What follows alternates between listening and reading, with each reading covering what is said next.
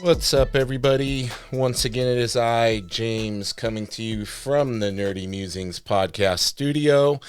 I am excited to be joined today by the creator of Savage Pulp, Mr. Jorge Zevallos. How you doing today, sir? Very good. Very good. Thanks for having me. My pleasure, man. Yeah, I was excited when you reached out to me and I got to check out some of your work. Very unique art style. hmm What are some of the influences that people come to you and say that they pick up in there? So you mentioned a little bit. You're saying like sometimes they see some things that you're not necessarily seeing yourself. Yeah. Yeah, it's weird it ranges, but I mean, for me, like specifically Savage Pulp was for some reason I wanted to mix which I don't know if it was successful or not, but I wanted to mix my sort of love for that specific book was like action films like kind of like Die Hard, a Yeah. police story, or this kind of like fast paced, thing with a sort of like heavy metal European kind of like I wouldn't say Mobius, but a little bit of that kind of heavy metal European vibe in there. Yeah. Yeah. With some like touches of like EC comics, you know. Um I picked up on a lot of that, and a lot of it had to do with the way it was colored as well. yeah. I like the uniqueness of the way it was colored. Did you color it yourself? Well, with that book, I actually looked for a while for somebody to color that book. I think his name was Jason Smith, and I had to look for someone because I wrote the book, I drew it, I inked it, probably like 95 or 96% brush. So it was more of like trying to see if I can do something out of my comfort zone. So I just wanted to make the book difficult for purposefully, which is, now it's kind of silly, but at the time I was like, I just wanted to, quote unquote, test my metal Right. and do something that was not easy. So it was like, I wanted even the buildings, like straight edges, everything is in brush, right? I use a ruler, like old school, with Yeah. a brush and straight lines. And now looking back, the lines are so straight. It's like, why even use a brush? I Right. mean, there's no point. But that's what I wanted to do. I just really wanted to use it as an excuse to get really good at using the brush. But yeah, I found Jason Smith and I just told them, add some color, but a lot of modern coloring is a little for me too much Photoshop, too much for Yeah. me. And with a book like that, with a lot of this like brush strokes and rendering, is like, what, just kind of glaze over. Don't go too much into it. Just, go easy on it. But yeah. Yeah, when you mention the modern coloring too, something that irritates me a little bit, and I don't know if it's because they're spread thin or the people they're hiring are inexperienced, but it gets me because I'll see some of the pages colored and it's like the colorist doesn't understand form. So, the artist will be portraying lighting coming from a certain angle, but they'll put the shadow on the other side in the Another way. coloring. Right. Yeah, So that bothers you too, then you notice that. big time. Yeah. But I'm it's noticing it a lot more and more with modern books. I'm yeah. seeing that a lot. It suffices to say that it's rare, I would say, for me to find a book where the coloring, I think the colors nowadays, they overpower the line work. Definitely. Yeah.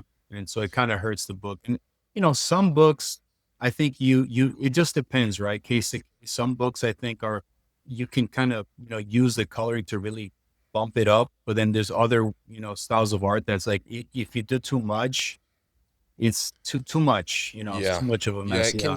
it can get really muddy, and Yeah. especially with the, looking at your line work on Savage Pulp, like if you had the wrong person coloring that, it could take a lot away from the line work. Yeah. He'll just go over all the lines.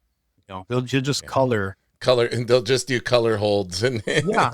And yeah. they'll all the black and white just goes away. I mean, I remember, now that you bring it up, is like I remember because I went to SVA in New Okay. York, and that's where I met Klaus. Do you know Klaus Janson? I don't know him personally. I'm a huge fan though, and Right. I've had a couple other people on here that know him and Okay. everything. So yeah, he would sometimes he would talk about that in the past. Like we'll talk about like books and how he was showing me like a book that he did, let's say he would draw like a Wolverine or something, or he would ink Wolverine over John Romita Jr. Right. And it's like the right colorist he'll know when not to cover because Klaus sometimes will be very very detailed. Like even let's say when he did the Superman, Mm-hmm. and I remember when he did the Superman book with John Romita Jr. It's like on that book he used very very fine brush lines, like Yeah. small, like almost like hairs, and that was a really delicate work that he did on that Superman. So imagine a colorist comes just goes over the rendering and all Exactly. that work you can't even see it. Yeah, everything out the window at that point. Yeah, So I got quite a bit ahead of myself. yeah, We jumped into it, but I yeah. want to talk a little bit about your beginning. The beginning of your art career and Mhm. how you decided to pursue comics specifically. So let's go in the way back machine and Okay. talk a little bit about how that all started for you. Well, you mean like when I sort of just noticed comics art and all that stuff? Yeah, when did you get inspired to decide that that was the direction you wanted to go in with your art? And did you get into art at a very young age? I would say probably I remember when I was really young, I would say maybe 8 or 7 or 8 or something like that. I wasn't allowed to have video games. Okay. So, but I was allowed to have like books, right? So, I remember back then, it was like comics when I was at that age, it was like what, $1.25, Yeah. $1.50 maybe. And so they were cheap. And then Marvel started coming out with the 99-cent comics for a while, Yep. which I picked up all the time. And in the beginning, I just liked the colors. I liked the fact that they were cheap. Like the $20, you have like 20 books or something. Exactly. Yeah, easy, right? And I like just the colors. Again, this is back in the 90s, I would say. So the colors I think back then were not so powering in the art, and they were a little bit more vibrant with the newsprint stuff.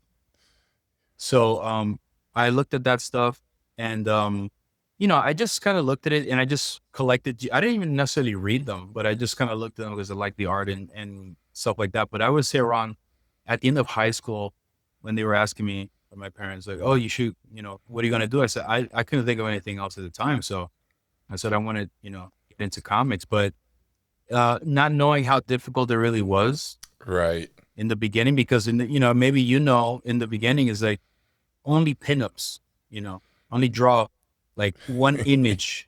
Yes. And I have no idea about how you tell a story, right? So it's like, and then you look at some artists and you're thinking, how am I going to get to that level? You know, it's like, it was almost like a concern, like how do you do that? Right. But yeah, I'm very persistent and I would draw and draw. And of course, to make like 1,000 bad drawings, like it's just horrible. Right. I mean, but again, going into SVA, like certain nuggets of wisdom was given to me. So, Klaus, meeting Klaus at SVA, he saw that I was very serious, maybe too serious actually. Hmm. To the point where, but he saw like that I had this intensity that I wanted to be good at it. I really wanted to be good at it. And so he kind of showed me like something as simple as which you probably on this podcast, you've heard somebody mention the importance of perspective. 100%. Right. And he told me the same thing. It's like you live in a three-dimensional world. Yeah. You have to learn perspective even on a basic level, because you have to give depth, right, Hmm. to the drawing. So Yeah, and people don't think about it enough in regard to their figure work. that's everything, Yeah. right? I mean, it's like you have to at least have a sense of it so that it doesn't look so flat, unless that's what you want to do. But typically, you got to know it, right? So Yeah. as you know, but yeah, it's like just doing that. And he used to give us these scripts that we had to do 3 pages penciled every 2 weeks. That's how it was back then. So he'd give us a script, simple script, and then you have to break it down. And he would take all our pages and put it on the wall, and one by one, he would ask, why did you do this? Is there a way that you can strip it down and make it clearer with less panels? Can we, instead of using 6, maybe could you use 4 or even 3? Economy, right? And that's kind of, and I still, by the way, like I still wasn't good at the end of SVA. I had potential, but it wasn't frame time. Yeah. Yeah. Which was a little frustrating, but that was a personal thing. And it was very simple. I made a list of things. Okay. What is the weakest area? That's what we're going to work on. And of course, I don't know if it's for everybody. For me, it was really anatomy, like creating anatomy from your head, for the most part. Yeah, that can be really difficult. Like seeing the figure in 3 dimensions and being able to translate. Yeah, to be able to represent that on the page is a whole other world for, and we'll have this great idea of a pose or something. And then, and if the structure is wrong, like you can put all the muscles in there and everything else, but it's not going to look right. So there's anatomy. That's such a difficult area. But I think, like what you were saying about the perspective and how the perspective is used to ground things and the understanding of the environment that you're putting the figures in is a big part of grasping that. Like I didn't realize that until way too late. You think? It's like, oh yeah, I'm like, okay, so I have to get better at perspective, and oh wow, all of a sudden my figure drawing is getting better. Right. It's like I didn't make the connection quick enough. So when you draw a figure, let's say, how does it like if you could tell me like in the most minimal way, how do you go about that if you want to draw? Currently, I'm really working on my proportions. So I'll get a rough, almost like a very loose, rough silhouette, just so I'm making sure I'm fitting everything in the proper composition on the page that I want. Right. And then I go in there and I'm trying to lay out at least a basic idea of the perspective, whether that be a very loose grid of the angle I'm doing and, trying to see the figure in the simple forms, right. the bigger forms of the body, the barrel of the chest, the hips, and all of this, and making sure that the angles are correct for the perspective I'm seeing the figure from and all of these things. But back in the day, I would just try to jump straight into, putting this idea of the cool thing I have in my mind and jump straight to it being finished without enough of the structure work and the math, right? It's like math. I did the same thing, but I would say certain images, it's funny how you can see one thing. Like that was like with me, I noticed with art, I can just see with my own eyes an example, like an image or a sketch or a process. I see it one time and it like creates almost like the answer or at least another step into what I can do to improve my art. So when I saw the pages, Klaus had these pages. He was inking Wolverine with John Romita's Wolverine, Mark Miller, like when the Enemy of the State, I think. And he would bring these pages in. He would bring the pencils, and then he would bring the inks. And you would see how John Romita, the scale of how he drew his figures in the 11 by 17 space, the scale, giant figures. And he would even draw perspective. He uses a lot of perspective lines, actually. Okay. Like a lot of perspective. And even like in backgrounds, like it almost looks like a grids on the page, for everything. But that's his way. Kind of like Arthur Adams does. So you see, he does like crazy grids and things on his. Yeah, but his is a little bit more economical because he just draws enough to see it. He doesn't go. He doesn't really render his stuff. Yeah. He just uses the side of the pencil. Here's the shadow. Here's the light because he's very fast. So he just gives you just enough, but Klaus can interpret it, and then he really embellishes, just the simple stuff. But I saw that, and right away it's like, okay, draw bigger, bigger figures, fill the space. But John comes from more of I would say he's the last of the remnants of like Kirby, Buscema, like the old Yeah, school Marvel guys. Yeah. definitely. Yeah. Yeah, all the OGs. Yeah. Like those are my Buscema and Kirby are like way Those up are, there on the list for me. okay. So those are like a big influences for you. Yeah, yeah. As far as the older stuff, I really love all their stuff. So Yeah. that's that's definitely a lot of stuff I look at. And Neil Adams, I really love Neil. Neil Adams. Yeah, Have you ever met Neil? I did, but I wish I would have interacted with him more Okay. because I came across him at several conventions and he's always be there at his table and Yes. very, very open and inviting. And I wish I would have, like, I felt like I didn't want to bother him, but I feel Really? like he's somebody I could have gone up and he would have just sat there and had a conversation. And in, So, so in, you in never, hindsight, yeah, you should have went up to like, you never I showed should him have. like your pages and stuff like that. No, no. Yeah. No. I got a little starstruck. I think I got a little starstruck and I was just like almost too afraid to go up and spark up the conversation. But I could see that he was somebody who would have he liked to give back in that way was my impression. Yeah. I would say I met him about 2 or 3 times, but it's funny because I remember when I was going to conventions, I would talk to other artists, or we were all going to we just graduated SVA or something. And the thing about Neil, at least when I met him, is that Neil is very opinionated. He will tell Yeah. you whether he likes something or he doesn't like something, but that is just he's just giving you his take on it, right? Yep. And he has a different taste. He likes Norman Rockwell. He likes this kind of like representative art. Right. So that's where he comes from. So, but no, I think Neil was just he was just himself. He was just real. Like I never found him to be like rough around the edges. That's what a lot of the other guys were saying. They're like, oh, he's a little bit Yeah, rough. I don't think so. No. yeah, I never got that impression, and I've seen like him interacting with other people over the years and giving back and Yeah. teaching, and yeah, I didn't Yeah. get that impression of him. I just like you said, like he definitely had his opinions and things, Right. and Right. Right. wasn't shy about sharing them. Right. Yeah. Um. I mean, at least like but you did actually. So you never like spoke to him at all.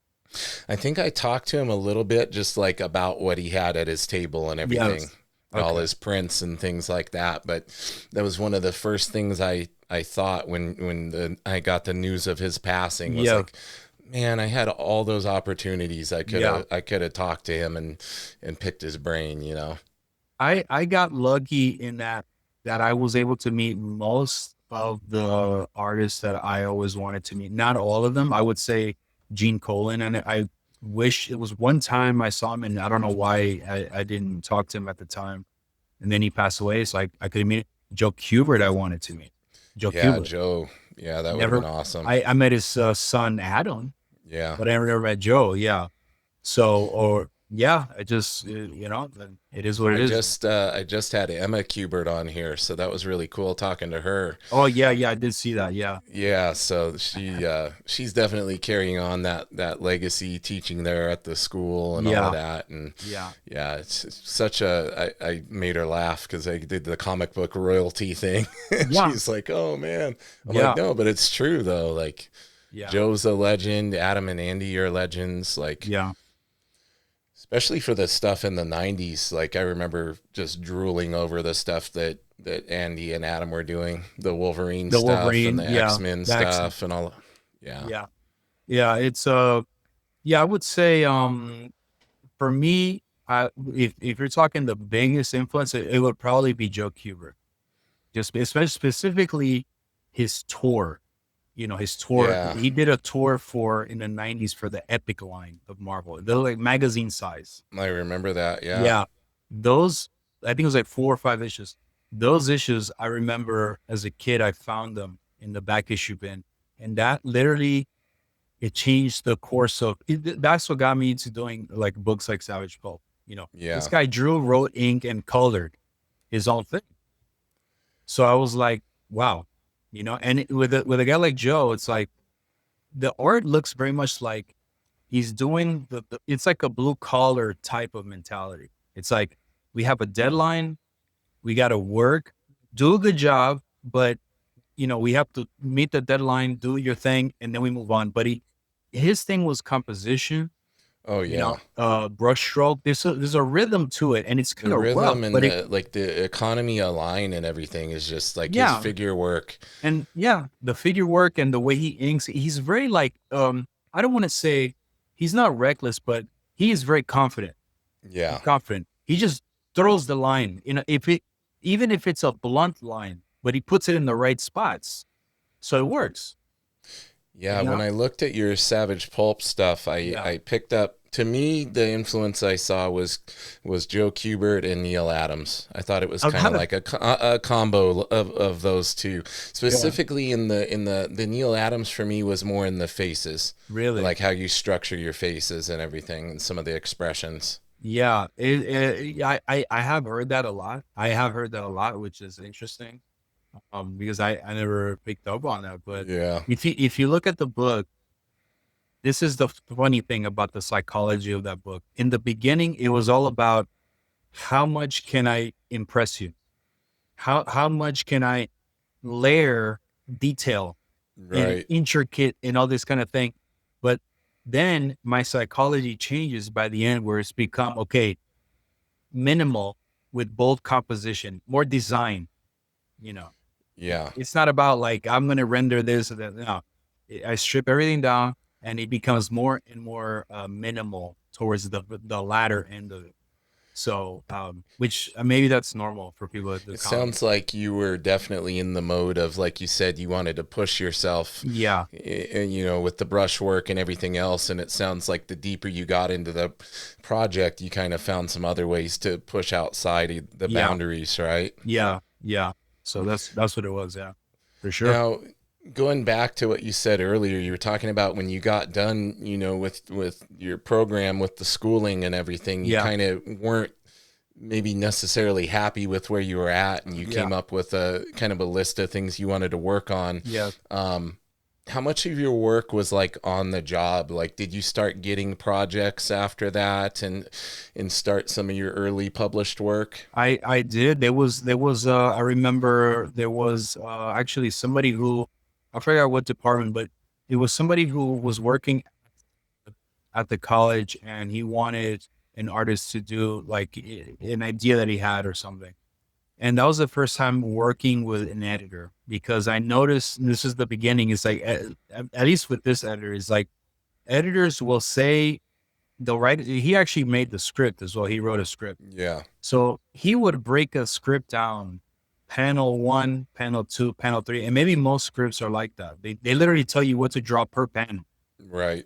And I would say to him, I could do it this way. You know what? Scratch that.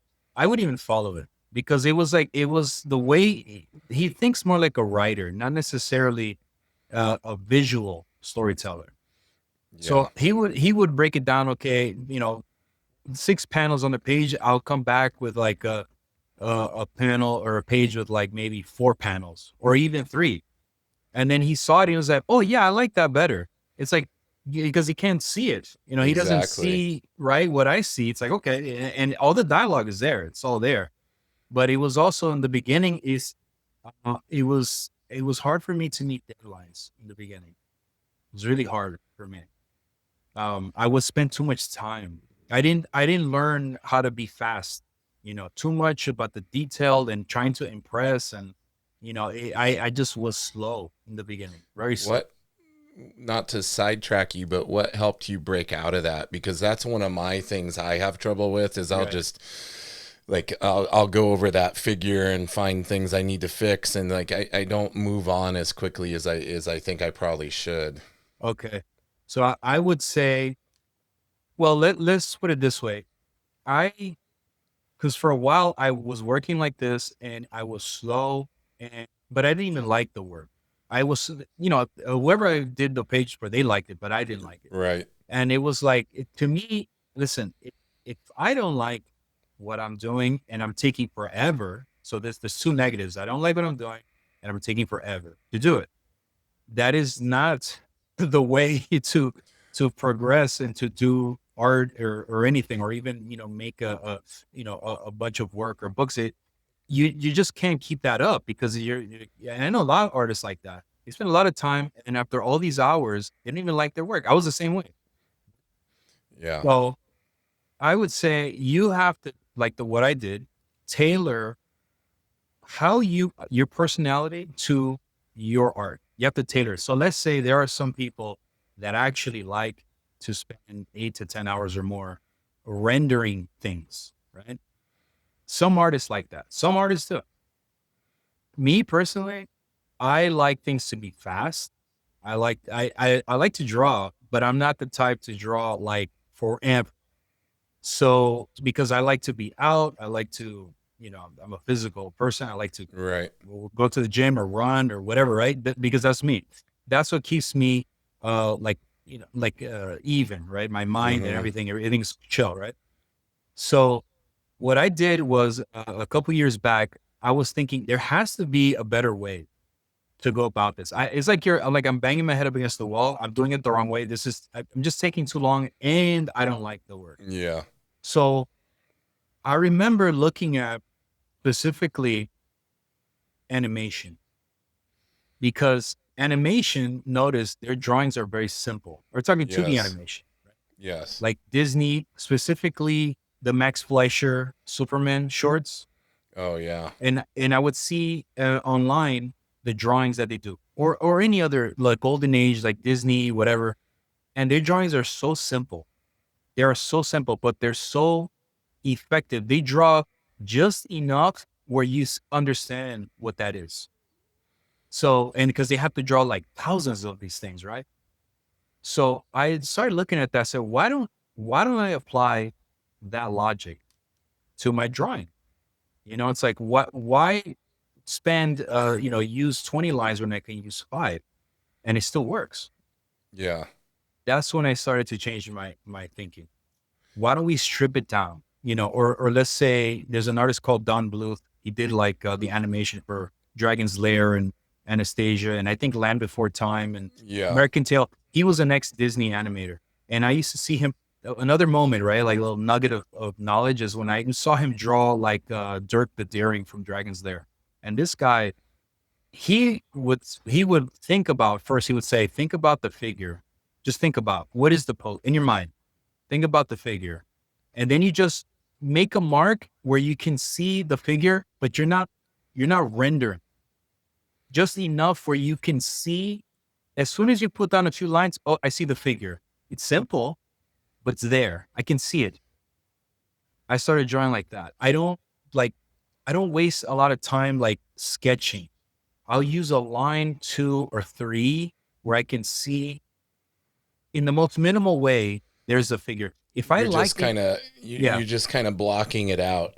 Yeah, but it's like in a very simplified manner. Like I'm talking like really simple. Yeah. And as soon as I recognize that's a face or that's a figure, or I can see the perspective, if I like the drawing at that stage where it is so minimal, that's the time to go into they call it an animation tie down drawings, where you're like, really kind of drawing and tying the drawing down where you see the form, a little bit more exact. Yeah. But that's the way I draw nowadays. I'll put a few lines. I go, oh, I got it. I see it. Okay, now we go. And we start to render. And then the level of rendering, it depends on your taste, your natural energy, whatever amount of rendering you want, how much shading, how much hatching, that's all on you. But the foundation, it's got to be there where you like, if you like what you like, if you like what you see at the most stripped down level, that's how I do it now. And I work a lot faster. And of course, I can imagine. Yeah. Yeah. But of course, like any tool at your disposal, it could be, Google's great, right? Because any image you want, there it is. 3D models. You go online, free 3D models. You can turn like a car in space. You can take a snapshot of it, print it out, trace it. I mean, you have anything, right? Yeah, we have it all. yeah. So nowadays to get something right, especially if it's like certain vehicles, like let's say even in that book, Savage Pulp, I know that I wanted a specific car highlighted in the book. I wanted a Mercedes-Benz 300 SL. And you had to draw it in different angles. How does the car look like from the back, from the Yeah. front, from the side, right? So I use a lot of tricks to get that right. And I still messed it up because I bought a toy car. I didn't even need to do that. I could have just found a 3D model, found the angles, printed out and traced it, and we're off to the races. Yeah, Right. So I feel like we're so spoiled with the amount of reference and things we have at our disposal yeah. now. Because I remember, and I've talked about this on here before, but back in the day, there was a handful of books on drawing comics, and there was a few books on animation and things, and then video content wise, there was like nothing. Like No. I had the Stan Lee, the creator, Yeah. comic book greats VHS tapes, and Right. at maybe if you were lucky at 5 minutes at the end of it, the artist would show something and draw something. But now we've got all our tutorials on YouTube we can look at. Yo, Like you yeah. said, Free. 3D models for reference. You can Yeah. get on Pinterest and find any kind of angle of any piece of anatomy you're trying to learn. Right. It's just, do you think some of that kind of gets us overwhelmed to the point where we just don't even utilize it to the extent that we could? Or like, Um, is it a double-edged sword, like having all of that so easily available to I us? I think I don't see, let's put it this way. I think if like all reference, if you're using it literally just, there's different schools of thought. You can use reference to test your ability to interpret a photo, but not just copy it, because I can copy. I used to make drawings that it was like exactly like the photo, but then I thought, if it looks so much like the photo, why even do it? You could have just Yeah, copied the photo. I mean, you spend like 20 hours when you could have just use the same photo, right? So exactly. yeah, so you use it as inspiration to help you make it, or do a spin on it, right? To make it look a little bit your style, or to make it different, right? So, Yeah, or it's just a what do you call it? A springboard, right? It's just a springboard. But all these devices, like all this stuff, to me, it's like it to be able to draw nowadays. Like there's all these aids. Like if somebody has issues with drawing, is I think maybe it's true. It can be overwhelming, but to me, I see it as like, okay, if one method doesn't work, there's like 100 other ways you can learn how to draw yeah, something. Just move on. Like, okay, 3D model doesn't work. Okay, let's go to using video. That doesn't work. Okay, let's try. There's all these ways. As long as whatever methods an artist, like, it starts to click, that's the important thing, because everybody yeah. learns in a different way. Kind of trying to find what resonates with you, right? Yeah, yeah. Some people, they just learn differently, so Yeah. it's whatever sticks. Yeah. How do you feel? Are you a traditional artist? Do you like to use traditional tools, or do you leverage, digital drawing for some of your process? What are your thoughts on that? I tried to use the digital, the pad. I know that it's a lot faster, to Yeah, produce. But and I'm sure there's a technology now where the texture of the tablet, it actually feels like paper, like the yeah, there resistance, is. Yeah, I actually just got something for my iPad that's like the closest thing, and but it feels like yeah, it feels like it, but it's it's not the still same. right. It's still off. It's Yeah, and something's off. also Yeah, I feel very constrained by the size of the screen. right. I like drawing on the bigger, the most I'll do is I'll do like the roughs and things like that Right. digitally, but then I print it out big and And then you do it on paper. yeah, Yeah. because it just doesn't, I can't go in there and finish things in the digital realm. It just And doesn't feel right. and not only that, but I like originals, like a Yeah, physical, me too. yeah, tangible, like an actual original. So, but that's really what it is. I've tried to get into it, and maybe at some point, like, it'll feel natural, but I tried to draw on that stuff, and I just, it just doesn't. There's people that grew up drawing on tablets. Absolutely. So Yeah. it's like, Now we have wow, all these, this generation coming up. That's all they've ever known, really. they draw on their phones. Yeah. I mean, they draw on their phones, they draw on the tablet. And I'm looking at this stuff. I'm like, yeah, I mean, cool. But for me, it's like, I like the paper. I use animation paper. I like the Bristol paper. Yeah. I like animation paper because it's thin, but it's durable. You can go over it and erase and go over it, and it doesn't tear. Really, it's very Interesting. durable. I never, so I always hear about Bristol board when it comes to comics, and that's what Yeah. I've always used. I've never really heard of somebody using the animation paper for part of their process. So it's very durable paper. Yeah, and you get like a stack of animation paper, and surprisingly durable. Interesting. And it's a little bit translucent. So I use a little light panel. So if I want to just go over a drawing, it's very quick. I just put it over the light, and you can see right through it. And you just go. I mean, it's designed for that, where you can just trace and go over it. But and I'm assuming that's why it's so durable. Surprisingly durable for such a thin piece of paper. Yeah. So yeah, I That's use really a lot of cool. that. I like the feel of it as well. Yeah. Yeah, it's kind of like finding the tool set that resonates with you, right? Like Yeah. there's so many different ways to accomplish the same thing nowadays, but for me it's that tactile feel, the feel of the pencil on the paper and everything. I one day I'm sure digital might match it, but Yeah. for me I just prefer it. And like I'm an original art snob too, so I'm like all about the originals, like getting my hands on originals by some of the greats and actually seeing the marks they're putting down and feeling the texture on the paper. That's like my jam. Yeah. It's so you probably have. I mean, I've always wanted to own certain originals from certain artists. There was I don't know if you're familiar. There was an artist called John Paul Leon. Oh yeah. Yeah, and I have one of his artist edition books. I don't have any original pages, but I have the the full size scans. Right. Yeah. Yeah, and amazing stuff. Yeah, I remember I met him about 2 or 3 times. A really nice guy, very nice guy. We had the same drawing instructor at SVA, so we would talk about if he's still teaching there or whatever. But both of us would talk about. There was an artist called Jorge Zevallos. Oh, amazing. I just recently discovered, like about maybe 3 or 4 months ago. And I'm like, how did I not know about this guy? Listen, so amazing.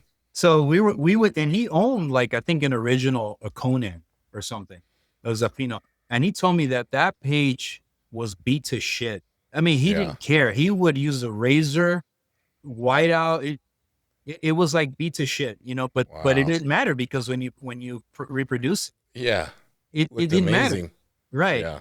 But yeah, Zevallos was one of those people. I mean, he can be super rough, like a Terror Inc. He would do these pages for Terror Inc. Yeah, and then he would do like I think it's called Winterman. I think. Yep. The Chuck Jones. Chuck. Yep. I forgot who was the writer, but I know which one you're talking about. Yeah. Dixon. Chuck Dixon. And that artist, that was another revelation, right? When I see his stuff, it's like he knows lighting, composition, and so when you know how to draw, you can be as rough as you want because it's all there, right? Or like we would talk about that, or let's say Jordy Burnett. Of course Alex Toth, right? But he's more like a little more cartoony, Alex Toth. Yeah. But very simple, very simple. And, if you see modern artists that kind of mimic that, probably Chris Samney, the closest. Yeah, he does. He comes close to that for sure. Yeah. I'm very tempted to pick up his Daredevil artist edition. Yeah, I heard about that. I mean, I remember, going to school. Like I used to say that, why don't they reproduce the pages? Yeah. And then if 7 years or 8 years later, then they came out with it. And it's like, I would have liked that one, back then, would have liked that. Yeah. And my bank account is crying, but not as much as it would be if I was trying to buy those original pages. Right. Yeah. Those are like, but it's like you find the artists that you like, and it's like to see those, that's the closest you're going to get probably. Like, let's say you want to get, like, to me on my list, they did produce Joe Kubert's Thor, the books that I like, the Epic line. in the artist edition, I was like, that one I'm gonna get for sure. Yeah, for Yeah, I sure. need that one. I Yeah. just started looking when I came across Zafino, then I found his son, and I'm looking at Yes. the stuff his son's doing too, and it's pretty you see the influence of You his see father, it. obviously, You right? see Like it. Oh it's yeah. yeah, apple Amazing. doesn't fall far from the tree. No, it's like another. Yeah, it's amazing how similar he looks. Yeah. His father. Yeah. Yeah. Well, let's talk a little bit about what you're currently working on that you are able to talk about. Because I know when I have artists on here, sometimes there's stuff that they're working on that they can't disclose. But Yes. um, Savage Pulp, that came out, what, a couple years ago? That came out, I think, like last year. Okay, Yeah. last year. And Yeah. that's still available for people to purchase, right? Yeah. Yeah. Yeah. It's still available. Nice. Yeah. There's a few. Yeah. I mean, I don't know the exact number of issues left, but it was originally published by uh Blood Moon, and then it went over to Sunbury Press, so they have whatever is left over of Gotcha. Savage Pulp. But what I'm doing now is that I sent you some pages that was kind of like science fiction. Yes, yes. Yeah, those pages were kind of like a test off of the new style, because the style looks different than Savage Pulp. Mm-hmm. It's a little bit more like minimal, more Yeah, minimal. I was gonna say little more minimalist for Yeah, sure. more minimal, cleaner line, stripped down, because I want to do something the complete opposite of Savage Pulp. Every time if I'm going to do something, it's like, let's do it. Just not, I don't want to repeat. Like, let's do something different. Yeah. So, that one, I'm spending now time writing a script. And it's like, I have like what they call, what do they call, like, it's like, I forgot the term, but it's like these, you write these, the beats, the story beats, right, Gotcha. of the Yeah. thing. So the first Almost side, like an outline or a like an outline, synopsis. Yeah. and with the outline is like, I kind of know it creates ideas. Okay, where we emphasize this, where we emphasize that, but it's like a 3 acts, so all the beats of the first act in the 3 act structure is done. Like, I could see the beat to go, okay, this works. Now we got to do 2 and 3. But that's what I'm doing, is like, now is more focusing on the writing, and the writing is a whole nother thing, Oh, for sure. because it's like, to me, I have my own theories, like, about that you should write, but you should not make it, like, to me, a good story is things happen, but in an unexpected way. But after it happens, it's like, it kind of makes sense, but I just didn't Mhm. expect it to go down that Right. way. That's what I like. If I see that it's heading in a direction where I can kind of like predict it, or I can see, Yeah. if I can predict it, it's like, That nah. drives me nuts in movies. Yeah. I forget what movie it was, maybe like a couple years ago, Yeah. but literally I leaned over to my wife and I, like 5 minutes in, I told her like what was going to happen and how it was going to end. And it happened. It happened exactly the way I said it. I go, oh, they're mentioning that because that's going to come back around, You and that's see? going to come into play in the final act, and da da da da da. That- It was very formulaic and like Yeah. too predictable. And that's, but see, this is the game they were playing. We have all these, decades of cinema and of story. You have to be clever, really clever Definitely. nowadays, because you watch a movie and you're already thinking, that reminds you of this movie from 95 or 85 Yes. or whatever. It like throws you back. But that to me that is where my interest is right now, because like with those pages I sent you, it's like, I bet you when I start to draw the thing out, it's going to look even more different, because it's going to be like even more stripped down Right. and more bold in the compositions, is everything. But I like it because it just kind of helped me get a little bit of the vibe. But that's You what think you think your writing style is kind of informing the approach as far as the art style that you choose for the project? you know what? No, because I'm Or is just it just writing. more that you just, like you mentioned earlier, you're drawing in the way that's fun for you right now? Yeah. Yeah. No, my drawing is tailored to how I am. Yeah. Every time I draw something, it's like, it's just going to be tailored to my personality. I cannot. Before, many years ago, it was more ego driven. It was like, look how much I can throw at you. Look how Yeah. much time I spent trying to impress. Look at me. I'm so great. Look at me. I don't do that because it's not worth it. It's like I'm pretending to be something I'm not. Yeah. So it's like nowadays I go, no, this is me. Either you like it or you don't, but I'm happy. I like it. You know, it's like, Yeah. this is who I am. I like it. I tailored it to me and I like it. So, well, but that's the focus now is in writing. By the way, because we were talking about the decades of movies, just out of curiosity, because I'm asking everybody this question because I love this question. I just asked somebody the other day, did you see Superman? I did. Okay. What do you think? I enjoyed it. I'm in the camp that enjoyed it. Because the movie to me is, for some reason, polarizing. Yeah, that's interesting, isn't it? Yeah, but the thing is like, you know, to me, the word I thought of when I left the theater, this was fun. Same. Yeah, this was fun. Is it a perfect? I'm not the only one to have described it this way. It felt like the most comic book brought to life. Yes. Right. Movie I've seen in a long time. Yeah. Comic movie. Literally the most comic booky movie I've ever seen, probably. Not even like I thought about Spider-Man. It's like it had a kind of like a veneer. It had pieces of it, but it didn't fully portray that the craziness of comics. Right. You know? It didn't go all in a light gun just went, okay, let's just go. It's like either you're in for the ride or you're not. And I was like, as soon as I saw the movie, I said, I got it. I see what he's doing. Silver Age, you know, all this stuff. Yeah. And I was in for it. And it's like, it's not a perfect movie, but the movie. No, we can nitpick any of them, especially as comic fans that know the source material and things, you know. But I definitely, it was fun. It felt like a comic book brought to life. I think it was one of the best portrayals of Superman I've ever seen. It had characters in it that I didn't even really know a whole lot about that I ended up loving. And like, I want to see a movie about Mr. Terrific now. Yeah, he was great. Know? Mr. Terrific was awesome.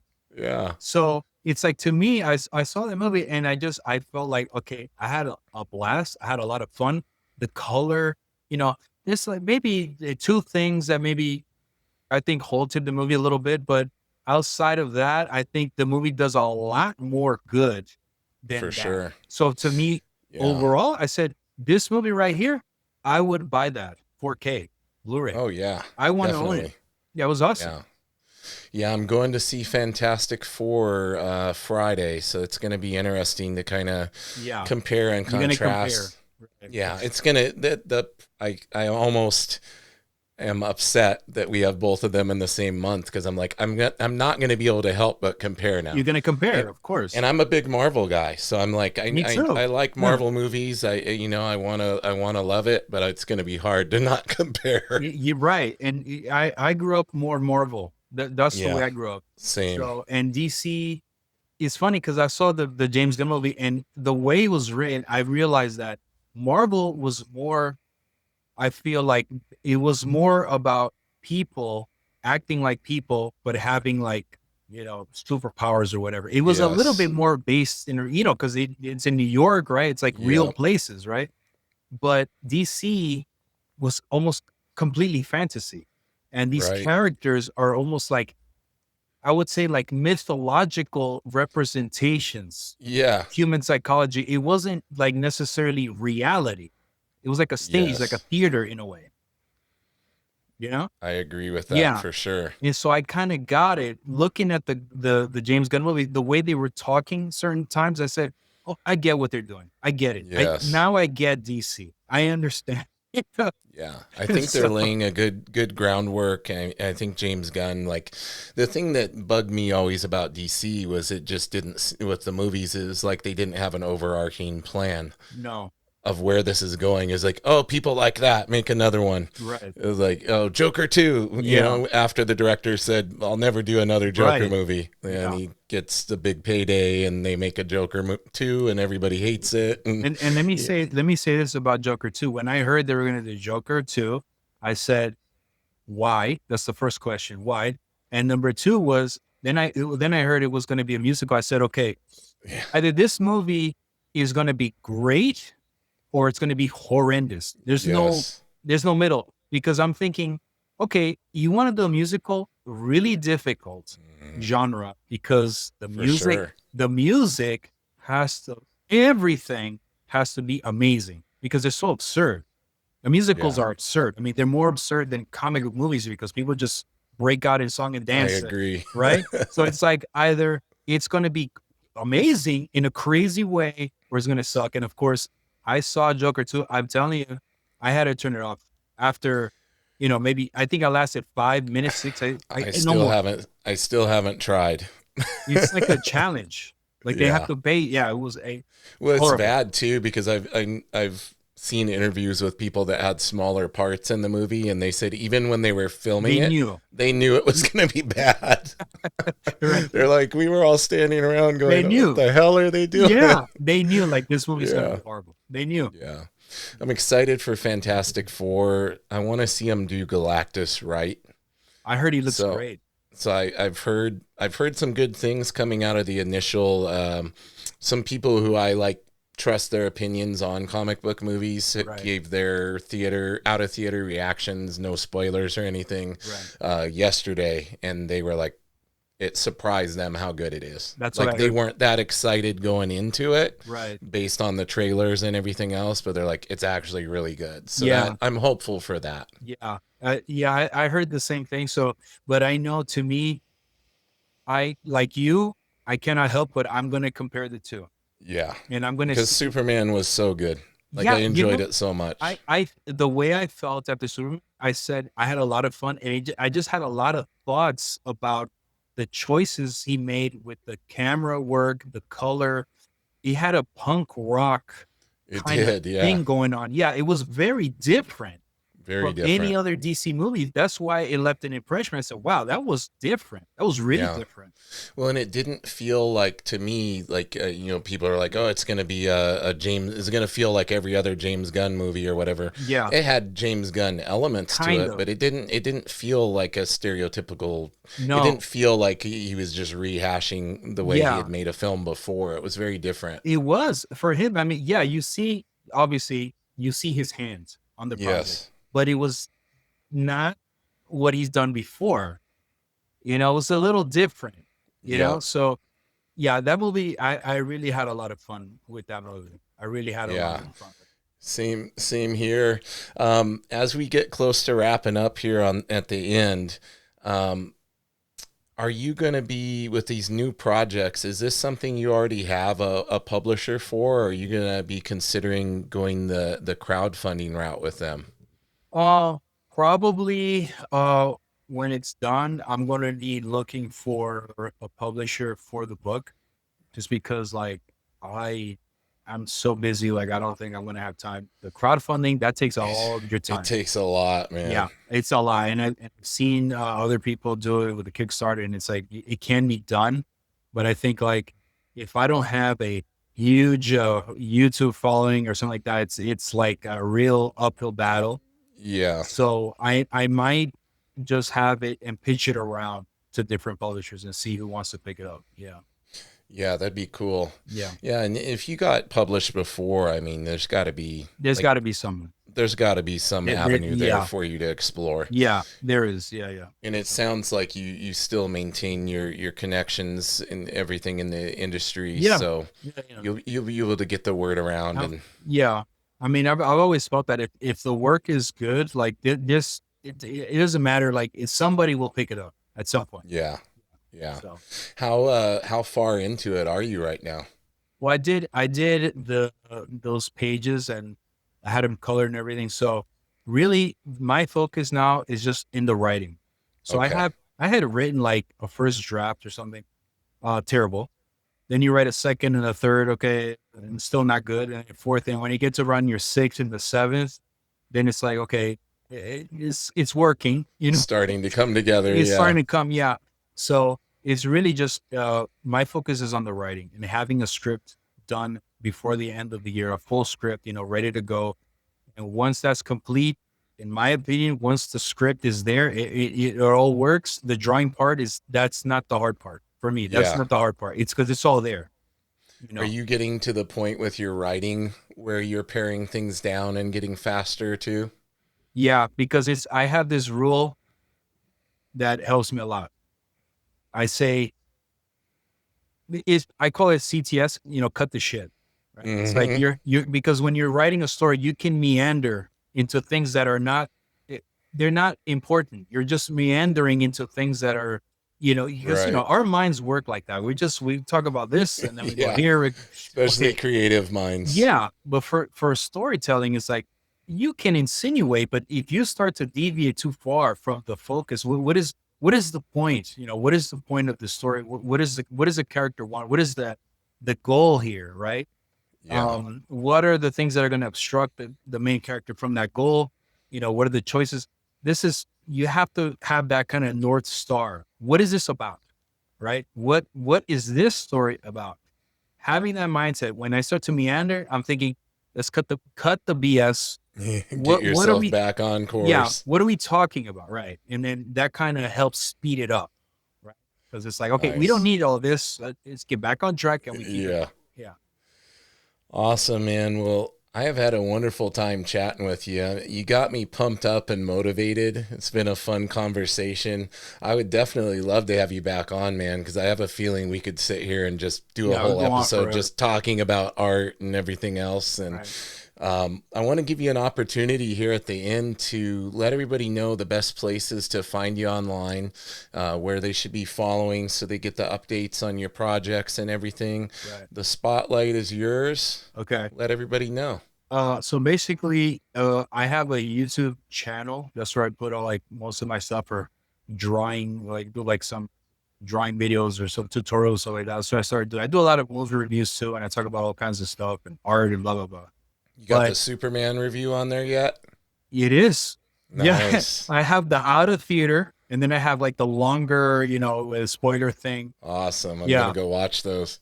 Yeah, but it's the YouTube channel is just J Zeraba, so JZERABA. That's my username, the channel. All right. You just go there and I have all my videos there. Did the short Superman video because I don't know about you, but to me, a movie is more interesting. If people just are not talking about it, that's worse than people hating on it. But when it's so polarizing, I think to me, it's fascinating. I don't know what it is. Definitely. Yeah. Well, and not to derail you here at the end, but just going into it, I had heard all the stuff that people were saying, and I was going in trying to find it. And I didn't see it. So I'm like, did they actually see the movie? What movie did they? Oh, that's some mental gymnastics to come up with that conclusion. I was the same. People had their opinions, and I was like, I'm going to watch it and I'll make my own opinion about it. Exactly. Yeah. All right. So YouTube channel, and are you on any of the other more traditional platforms like Instagram, X, and all that kind of stuff? No, I just do YouTube right now. That's all I got. Yeah, everything is on YouTube. That must be nice. It is. It's simple. It's hard trying to maintain all of them. Yeah, no, you probably have. I used to have Instagram. I like YouTube anyway. I like the video format better. Yeah. Yeah, it's all about finding what works good for you. Plus, it makes it easier for people to find you if you're just go to this one place. Yep. This is where you can find everything. Yeah, that's right. Awesome, Jorge. Well, thank you again for being on with me today. Thank you. Thanks for having me. All right. Yeah, absolutely. Hang out with me for a moment. I'm going to give everybody the spiel here. Okay. Guys, make sure you go out, support Jorge's work. Pick up Savage Pulp. I was looking online, and there are still indeed some copies available for purchase. Go check it out. Get on his YouTube channel, subscribe, and make sure you can keep up to date on everything he's doing, upcoming projects, art tutorials, awesome movie reviews. I'm sure there's going to be a Fantastic Four one after this weekend, hopefully. Yeah, there will be. Awesome. And if you're already listening to the podcast, you know where to find us. I would just ask that if you're enjoying yourself, give us a 5-star review, hit that like, subscribe, all those good things. And in the meantime, everybody, keep it nerdy.